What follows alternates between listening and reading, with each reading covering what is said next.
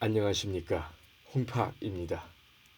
자, 이번 장에서는요, 반복문과 배열에 대해서 공부를 해볼 건데요. 그 시작 전에 좋은 코드란 무엇인가 라는 이야기부터 나눠볼까 합니다. 좋은 코드란 무엇일까요? 좋은 코드는 바로 이해가 쉬운 코드가 되겠습니다. 이해가 쉬운 코드. 이를 다르게 표현하자면 가독성이 높은 코드가 바로 좋은 코드입니다. 자, 여기서 말하는 가독성이란 글이 얼마나 쉽게 읽혀지는가를 나타내는 정도인데요. 여러분이 짠 코드가 아랍어 또는 외계어 같이 보이게 된다면 이는 결코 좋은 코드가 아닙니다.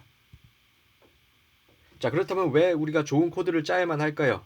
다시 말해서 왜 가독성이 높은 코드를 짜야만 하는가? 라는 의문을 가질 수 있겠죠.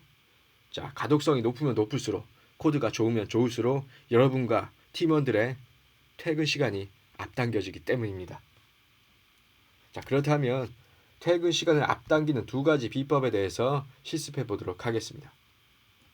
자, 해당 링크로 접속을 하셔서 실습 문제를 같이 풀어보도록 하겠습니다. 자, 첫 번째 문제, 의미 있는 이름을 사용하자가 되겠습니다.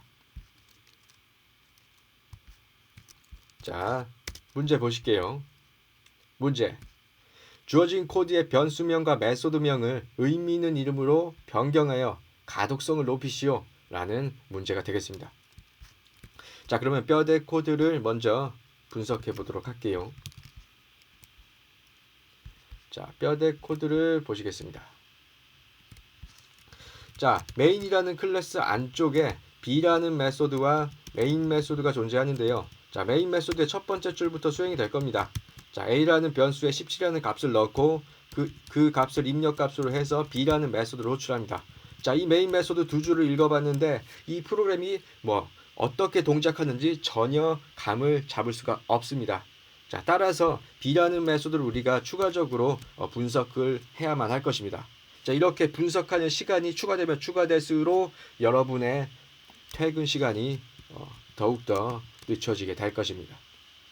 자, 그러면 일단 B라는 메소드를 분석해 볼게요. 자, 이 B라는 메소드는요, 파라미터 A를 가지고 있고요.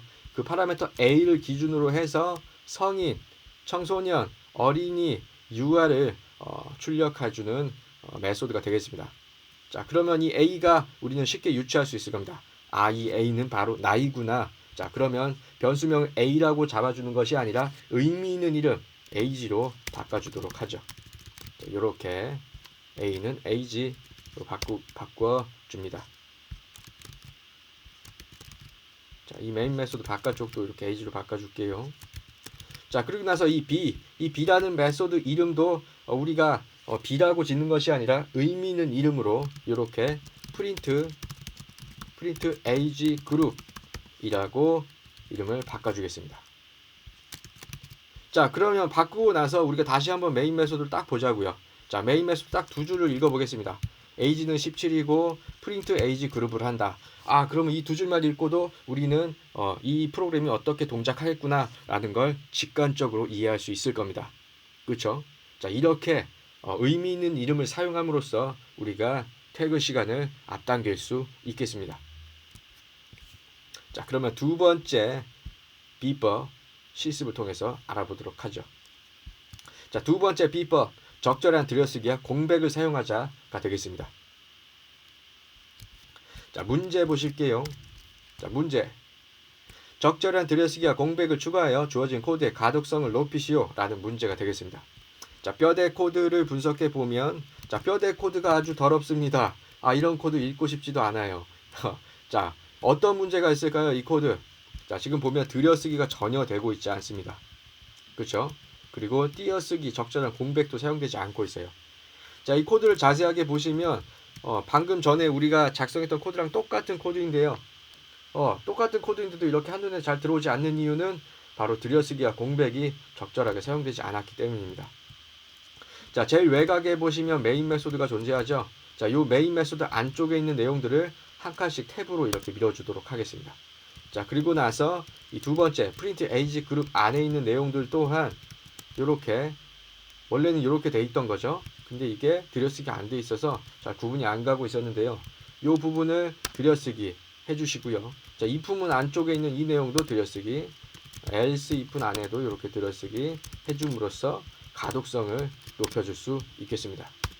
자, 메인 메소드 안쪽도 마찬가지로 탭을 한번 해주셔서 이렇게 들여쓰기를 해주시면 아까 우리가 비법 1에서 풀어봤던 그 코드를 이렇게 확인해 볼 수 있겠는데요.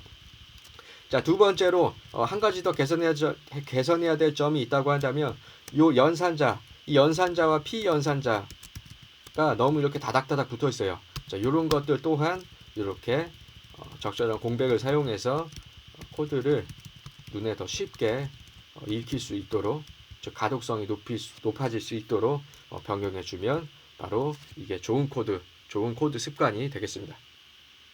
자, 그렇다면 여기까지 배운 내용들을 요약해 보도록 할게요. 자, 요약. 자, 우리가 배운 내용 첫 번째, 가독성이란 무엇인가 였습니다.